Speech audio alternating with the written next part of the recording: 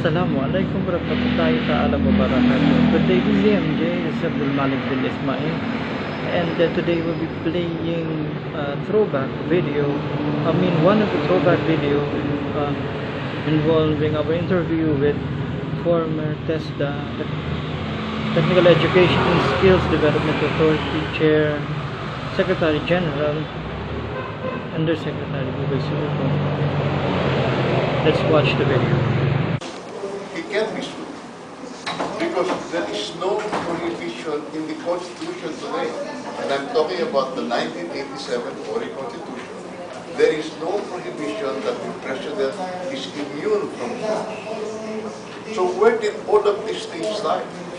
It started during the Marcos Constitution of 1973, where specifically the President under martial law dictatorship was given by law in that Constitution an immunity from suits. This is very typical of dictatorships and where tyranny exists as an everyday or tyranny exists as an everyday event. But it didn't carry over to the 1987? No, because if you look at it, it does not carry through to the 1987. In fact, doon sa table, tiyak puntalo tayo. There are over 90 million Filipinos. We are not wanting for leadership. Our communities can provide each of themselves the leadership that they need. Hindi po naman ibig sabihin na porket naging palpak po ang mga pangyayari dahil sa kalakihan ng gobyerno ay dapat po wala na tayong gobyerno. Because without the government, there will be chaos. Well, right now, we still have ordered chaos. If we do that, we will have disorderly chaos. So, sa akin po, tahakin po natin ito. Nakita po natin doon sa panahon ni Era at sabi nila, imposible ma-impeach si Era. Dahil doon, marami pang congressman si Era, pareho ni Noy-Noy. At saka sa Senado din. Ang nangyari po dyan, nagpana impeachment kay Era.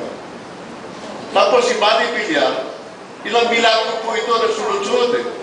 Si Manny Villar, nag-deliver ng prayer sa opening ng session. At doon sa prayer sa opening ng session, doon niya in-approve. Pagkatapos ng prayer, hindi na ho huminga pa. Isang tuloy-tuloy na hininga lang yan.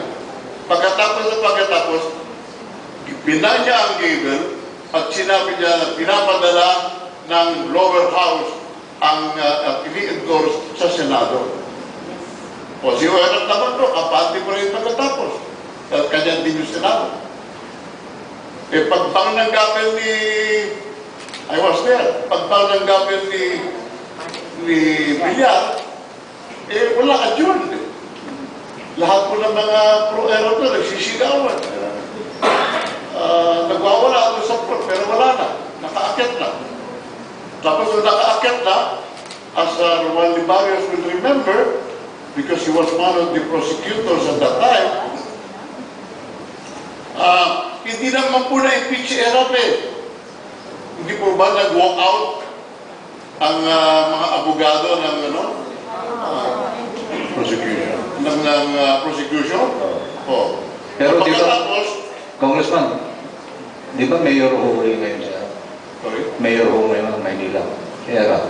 O meron naman yan. Pero ibang nagbagong kung ilang yan eh. Anong parang? Nagbayad ng punong utang. Ang abogado ko nandito.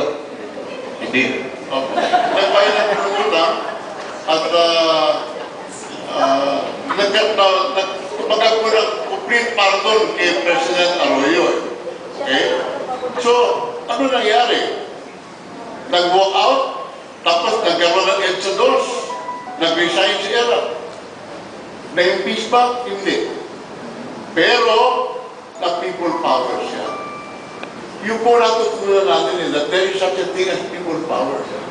Sooner or later, the people will win. It's only a matter of tomorrow or day after. I hope I have answered your question. Your thoughts are most welcome. Very much appreciated, Congressman.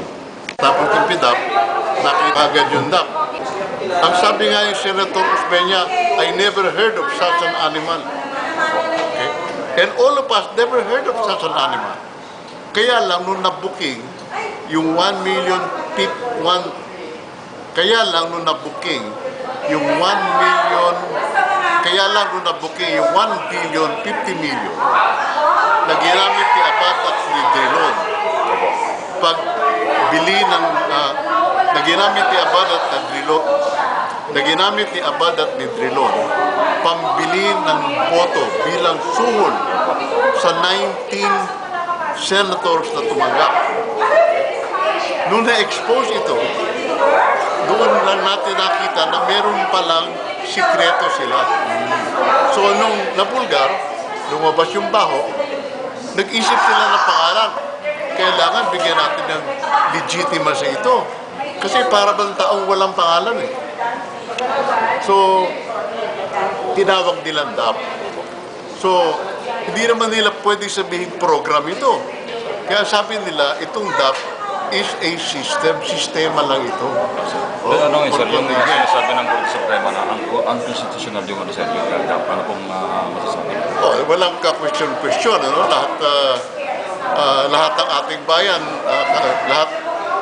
there's no question, din ko lang. There's no question about it. Lahat ng ating mamamayan, galing sa apari hanggang hulo, ay talagang punong-puno na nitong mga explanation at alibay sa kabila naman na nahuhuli natin kasinungalingan tungkol sa DAP. Walang Pilipino ngayon na hindi pa nakakadinig ng DAP. Okay? Pabihira ang Pilipino, siguro yung mga hangin lamang ni Presidente, ang nagsasabing hindi masama itong DAP. So, this is definitely unconstitutional. Itong impeachment sir, meron na unang meron bang kinalaman sa baka naman kasabot nila sa parang gano'n. Hindi. Mayroong nag-utos. Hindi. Number one, sa totoo lang, okay? I have not seen GMA for several years now since she was incarcerated and held in the hospital. Why have I not seen her? Precisely because I do not want any of my activities or actions to be linked to Gloria na precisely because ayokong masabi ng tao na meron kami ginagawa na ni Presidente Gloria. Lahat ng ginagawa ko are all on my own personal sole responsibility. Okay? Walang kinalaman si Gloria doon. Ba't ngayon lang po kayo nag-ano ng sa Pilipinas? Hindi, kasi ngayon lamang lumabas itong baho ng DAP. Ngayon lamang lumabas yung desisyon ng Supreme Court. Recently lang na unconstitutional yung PDAP. Tapos recently, very recently, matter of 1 week ago, whatever it was, kalalabas lamang ng desisyon ng Supreme Court na mas grabe pa itong DAP kaysa sa PDAP. Yes, sir. Yung ano sir, yung pa mga party list group, nagsamba rin ng impeachment. Anong kaibahan sir ng ano yung home play nyo? Halos pareho. Parehas lang din po. Halos parehas. Kasi ang mga constitutional provisions na na-violate ay alam na lahat ngayon. Kamukha ngayon, dito sa forum ng IBP, may mga 5 presentasyon o 6 na presentasyon na ibinigay dito. Pero halos pare-pareho eh. Diba? So, kabisado na ng tao, nag-define na talaga ang mga kasalanan ng Pinoy. Sir, kumusta yung ano, di ba yung pinapaliwanag nyo kanina, kasi nandito rin kami kasi hindi kami alam sa mga Arab sa batas. Yung doon sa Constitution, yung ano, yung 1987. Mabuti na itanong mo ito. Oo, yes sir. Alam mo, ginogolyo lamang tayo ni Pinoy at ng kanyang mga tao na hindi tayo pwede mag-file ng kaso kay Presidente dahil meron daw prohibition in filing a case against a sitting president, okay, Kasi ginugoyo lamang tayo. Kasi ginugoyo lamang tayo ng mga nakapaligid kay Presidente Pinoy na hindi daw pwedeng mapailan ng kaso ang Presidente. Na ito daw ay nasa saligang batas. Ang tao naman, hindi na nag-check kung totoo yan o hindi. Pero ako, chinek ko yan. Walang provision sa saligang batas. Not one sentence, not one word na nagsasabi na hindi pwedeng idemanda ang Presidente. You can sue him, a sitting President, even while he is in office. Okay? That's a fact. Hindi pwedeng, misya Supreme Court, hindi pwedeng sabihin ng Supreme Court na meron. Na ang interpretasyon nila, halimbawa, hindi nila pwede sabihin na we cannot sue the President. Maraming salamat po, Atty. Ramon Esguera, na napakarami pong fans dito sa atin. Binibigyan respeto po natin ang ating mga kasamahan ngayong hapon. First of all, Atty. Rosario T. Setias Reyes, Executive Vice President and Governor for Greater Manila. Palakpak naman. Atty. Vicente M. Hoyas, National President. Ang ating mga presenters ngayong hapon, si Dean Pacifico Agabin,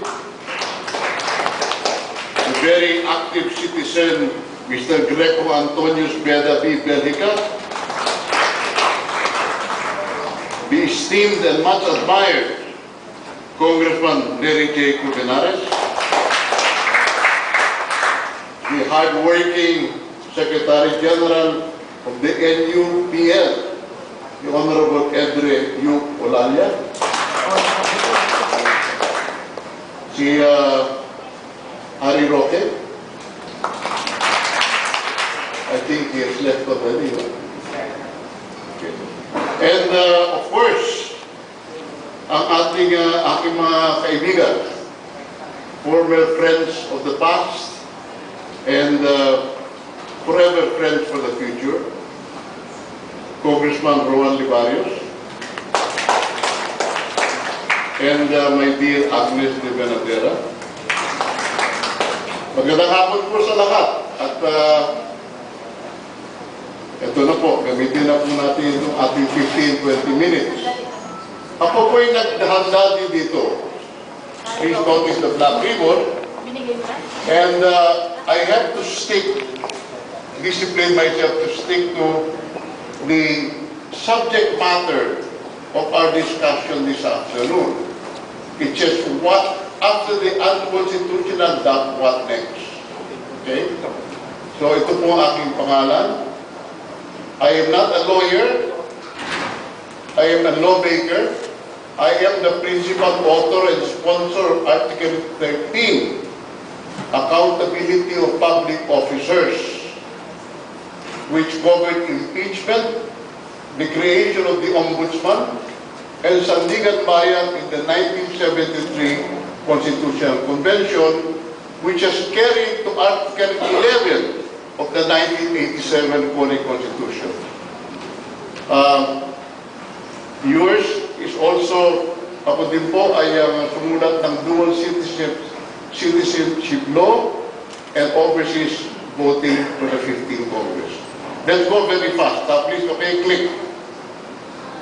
When plunder becomes a way of life for a group of men living together in society, they create for themselves in the course of time a legal system that authorizes it and a moral code that glorifies it. Said by Frederick Bastiat. Next. That according to the administration. I will not go into the details of each line. Basically, we are all familiar with this. This has been said 1,000 times. Next. How in nota locor, I say no things that are unknown. It follows through with what Jinggoy, how it started with Jinggoy and Drilon. And I will just provide copies of this or email this to you. Next. You assist an evil system most effectively by obeying its orders and decrees. An evil system never deserves such allegiance. Allegiance to it means partaking of the evil. A good person will resist an evil system with his or her whole soul. Mahatma Gandhi. Next. Reasons why we are against the DAP. 4 constitutional reasons why we are against the Disbursement Acceleration Program. Ito po hindi ko nababasahin. Alam na rin po ninyo ito at bibigyan ko po kayo ng mga kopya. Next. Quote no. What now? What now, my love? Now that you left me, you po ating kanta kay Presidente Noynoy. You have broken our innocence. He has taken our innocence away. The need for the full disclosure of the DAP. Alam na rin po natin lahat ito. Next. Quote no. What now? There should be accountability and liability on the author, proponent, and implementer of DAP. Okay, next. A bad man. It's about Lorenzo Abad in his criminal participation. Next. Where did all the money go? Again, this has to be answered by a bad man. Actually, he's a bad man, but he's a good bad man, only not for the country. Next, ito pong no to corruption, uphold the rule of law. Ito pong D. D is not only for the Lord, but D is for deceit. Next, ayan din po, more of the same. Next, wait, sandira, balik. Ano nangyari dito? Ito ay litrato na nagpapakita uli na ang asawa ni Dilon, si Mina, at si Janet Lim Napoles ay naka-holding hands pa. Kasi palagi silang travel shopping companion sa abroad. At hindi ko na sasabihin sa inyo kung sino nang babayad ng mga sila-shopping. Ito din na makikita dito natin na ang kamay ni Dilon ay nakayakap kay Jimmy Napoles. Nasa balikat kay Jimmy Napoles. Okay, the picture speaks 1,000 words. Next. Again, more of the same Dilon. The letter of Dilon to his fellow senators. Next. More of Dilon. The 1 billion 50 million of which he himself, for the first time in history, he not only is the bribe giver, he is also the bribe taker for 100 billion pesos. Next, the DAP fathers. Mafia government. Mafia is a type of organized crime syndicate that primarily practices protection racketeering, the use of violent intimidation to manipulate global economic activity, especially illicit trade. Okay? This is done by tambay ng recto. Next. The President's culpability violated the Constitution. Next. Again, this is a takeoff from the recent current cover of, ano magazine ito? Squire magazine. Okay? So, it's an adaptation of the cover. And it says, How to be Pig-Headed by Benigno S. Aquino III. Next. The President betrayal of public trust. Next. More of the President betrayal of public trust. Next. Unless I am at a wedding, I don't like vague threats. Said by John Kitts. Next. Nemo supra legem. No man is above the law and no man is below it. Nor do we ask any man's permission when we require him to obey it. Obedience to the law is demanded as a right, not asked as a favor, said Theodore Roosevelt. Next. Nemo supralege. Next. Sue the President now that he can be accountable. Walang presidential immunity from suit sa 1987 Constitution. Today, I filed a case before the Supreme Court. That was this morning. I was asking the Supreme Court basically for two things. I will read it to you.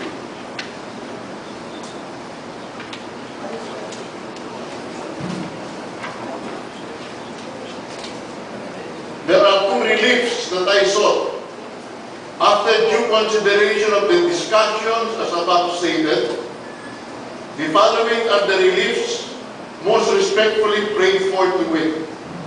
I was especially anxious to come here this afternoon because I need the support of the IBP for this. If you will agree with the legal theory. Kasi po, I am a lawmaker and I do not think within the box. I am a lawmaker and I am used to thinking outside the box. Okay. But usually what goes inside the box first comes from outside the box. Okay. Number one, declare the principle of presidential immunity from suits as unconstitutional. And number two, order the office of the Ombudsman through Respondent Conchita Carpio Morales to reinstate the complaint for libel filed by petitioner against Respondent Benigno Simeon C. Aquino III, and to proceed with its preliminary investigation and the subsequent filing of the necessary criminal complaint. Nag-file po ako ng libel against President Noynoy Aquino when he libeled me in his SONA last year. He referred to me by name and he made fun and ridiculed me and accused me of dishonesty. My family has suffered tremendously for it. I cannot even start to tell you how much suffering and grief my family has gone through. But in any case, 4 days after I filed it before the Ombudsman, an agency that I myself created in the 1973 Constitution. What happened was, 4 days afterwards, they dropped the case. They said, because of presidential immunity. But I challenge anyone and everyone, especially the Ombudsman, to show me one provision in this present current Constitution of 1987 that shows and says that the President is immune from suits. There is none. Awanin, zero, bogya. There was a provision in the 1973 Constitution. That provision was a necessary component of the powers of a tyrant and a dictator at that time under martial law. So what happened after 1973? Marcos used that as his shield against accountability. But in 1987, when Cory became the revolutionary leader of our country, ousting Marcos, all of that was put in the basura. The entire Constitution of 1973. And it was rewritten as in the first there was a revolutionary government, revolutionary government,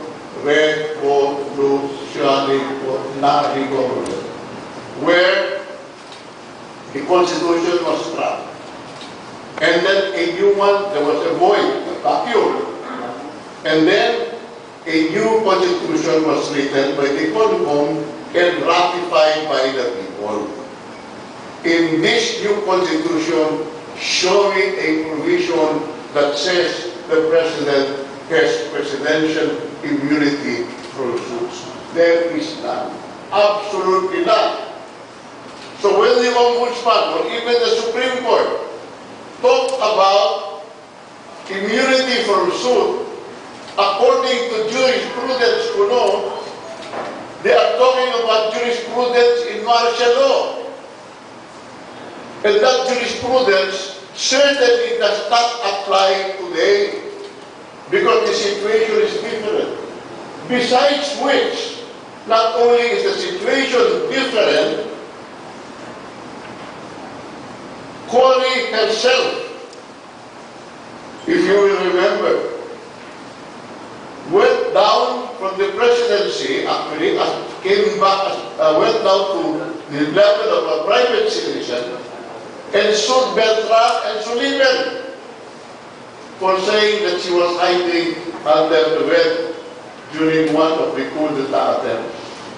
Cory herself, a president, sued another citizen. And so, under the doctrine of necessary implications, if the president can institute complaints against the spirit of the Constitution, under the spirit of the Constitution, let me repeat, under the doctrine of necessary implications, if the president can institute complaints under the spirit of the Constitution, he may also be made to respond to complaints. Ito po ang nakikita kong pamaraan na kasagutan dito sa after the that what. The president must be held accountable. And so in my action, in my petition before the Supreme Court, I have asked the Supreme Court to declare the principle of presidential immunity from suit as unconstitutional. It does not exist. It is purely in the imagination and memory of lawyers and even justices of the Supreme Court. And certainly the drug-beaters of Pinoy. It is fiction. It does not exist anymore. Palagay ko naman, ang sabi natin ay ang Korte Suprema ay ang final arbiter ng batas. Hindi po ba? Final arbiter of the law. But there is no law. So what can you arbiter? Final interpreter of the law. But there is no law. Nemo does not have it. You cannot give what you do not have. And so, I sincerely and earnestly request each one of you, learned ladies and gentlemen today, and your esteemed association, the IPP, to take this position. What law are you interpreting, Mr. Supreme Court? You cannot make your own law. That is not the province of the Supreme Court. That was the province of the Constitutional Commission. And the plebiscite not approved it. And what you're stuck with, kung walang protection to suit the president, you cannot make it up. You cannot pick it up from the previous constitution. And so, ladies and gentlemen, my colleagues and my comrades, siguro po, kumaklaro na ito, na dapat kumaklaro, ay pwede na po mag-file ng mga kaso kay President Noynoy sa lahat po ng kanyang kasalanan. Because if there is one person who is suable, kung lahat po ng ating mga mamamayan from A to C ay papipila natin na pwede pong idemanda, ang dapat pong pwede idemanda na una ay ang presidente, hindi po sa huli. And so, I can only take it this far. That's why I was so anxious to come here this afternoon. I need to share with you this fact, this truism, that there is no law that the Supreme Court can interpret, and the Supreme Court is limited to the interpretation of laws. So with that, ladies and gentlemen, I do not wish to prolong the time that I have taken. I understand that we're still here open forum. Maraming salamat po sa ating lahat, sa inyo lahat. Salamat po kayo. Magkakit-bisig po tayo. Magsama-sama po tayo ng katawan, ng bisig at ng diwa. At ipairal po natin ang kapangyarihan ng batas. Thank you so much and good afternoon. Kapag nagpatuloy ka sa makikialam sa amin, matras ka na. I'll give you the first date. That first one was dated 12/04. Ano ba yun? Sorry.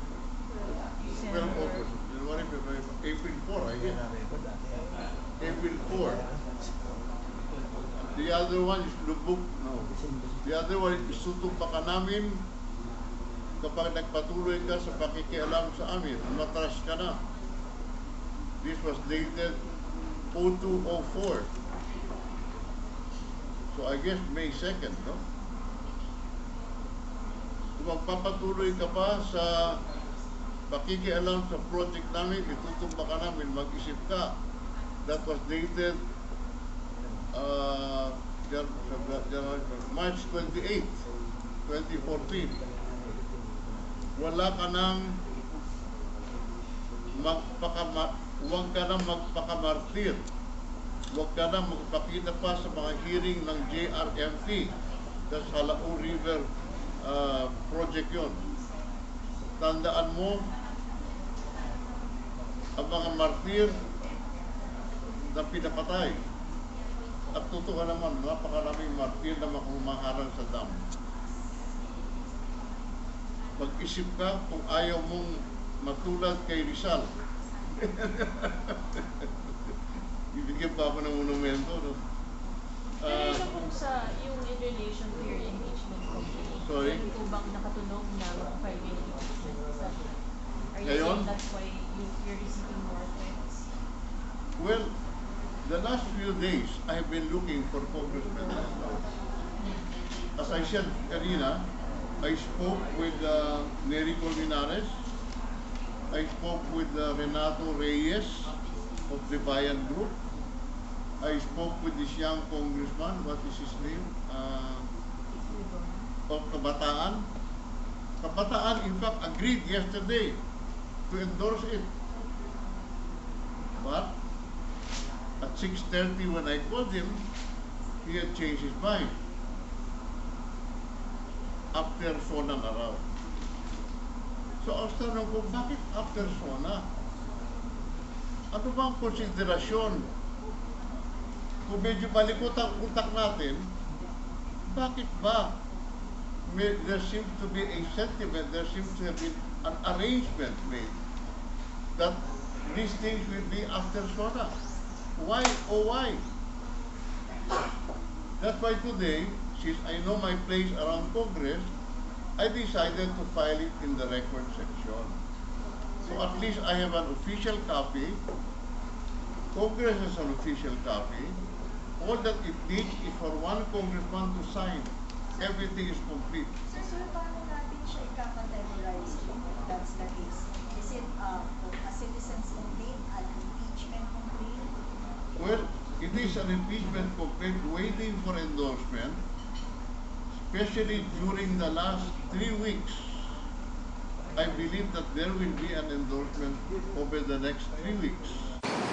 We purposely organized this forum in order to hear from the petitioners. As far as the DAP petition is concerned, their views and opinions on what will come next after the declaration by the Supreme Court that DAP is unconstitutional. And it is for this purpose that we invited you, for you to hear and to help us in disseminating to those outside what transpired here today. And we are also very thankful to the presenters because they accepted our invitation in order to be partners in informing our people of what is going on in our country and what may happen in the future. And so, relax and then wait for whatever the presenters will say, because I'm definitely and very certain that we will get something from them. With this, I welcome you and a very pleasant good afternoon. You have just seen one of the videos, one of the two videos of Secretary Boboy Syjuco. This is Abdul Malik bin Ismail for DZMJ Online, Makabuluhan Journalismo, your happiness channel.